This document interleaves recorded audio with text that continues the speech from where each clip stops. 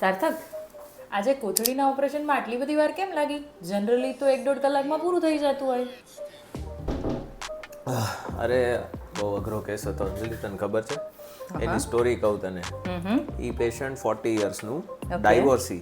અને ડાયવોર્સનું રીઝન ખબર છે? રિલેશન વખતે પેઇન થતું હતું, પીરિયડ વખતે અસહ્ય દુખાવો થાય, અને એવા સ્ટેજ ઉપર આવી ગયા હતા કે બેનને દર 2-3 દિવસ ના થાય ત્યાં ઇન્જેક્શન લેવા જવું પડે પેઇન માટે. હા, એટલું બધું પેઇન? અને બાળકો બી નહોતા થયા. ઓહો. એટલે અનફોર્ચ્યુનેટલી આપણે ડાયગ્નોસ કર્યું હતું, એમને એન્ડોમેટ્રિયોસિસનો રોગ હતો.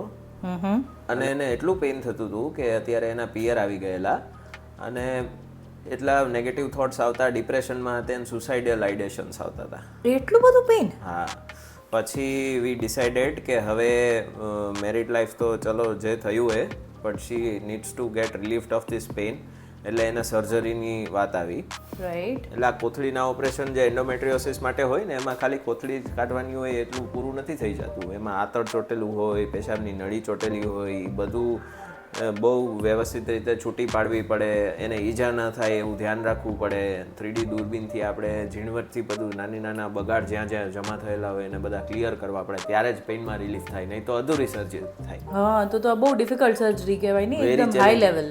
Very challenging case. I would say કે પેટના રોગના સૌથી ખરાબમાં ખરાબ સર્જરી હોય, જે અઘરામાં અઘરી સર્જરી, તો એ આ છે. કેન્સરના સર્જરી આના કરતાં 10 ટાઈમ્સ વધારે સહેલી કે. યાર, તો પછી આમાં કોમ્પ્લિકેશન થવાની શક્યતાઓ બહુ વધારે હોય નહીં? Yes, of course. આના બહુ ડ્રેડેડ કોમ્પ્લિકેશન્સ હોય. જો આંતરડામાં ઈજા થઈ જાય તો આંતરડાનો રસ્તો અહીંયા બહાર કાઢી લેવો પડે.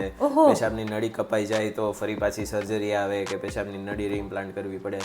એટલે આ સર્જરી ગમે ત્યાં ન કરાવી શકાય. જ્યાં એની એક્સપર્ટીઝ હોય, જ્યાં એના પ્રોપર ઇક્વિપમેન્ટ્સ હોય, બેસ્ટ ટેકનોલોજી હોય, અને કંઈ બી ઈજા થાય કે એવું હોય તો ઇન હાઉસ મેનેજમેન્ટ થઈ શકવાની એક્સપિરિયન્સ હોય, ત્યાં જ સર્જરી કરવી જોઈએ.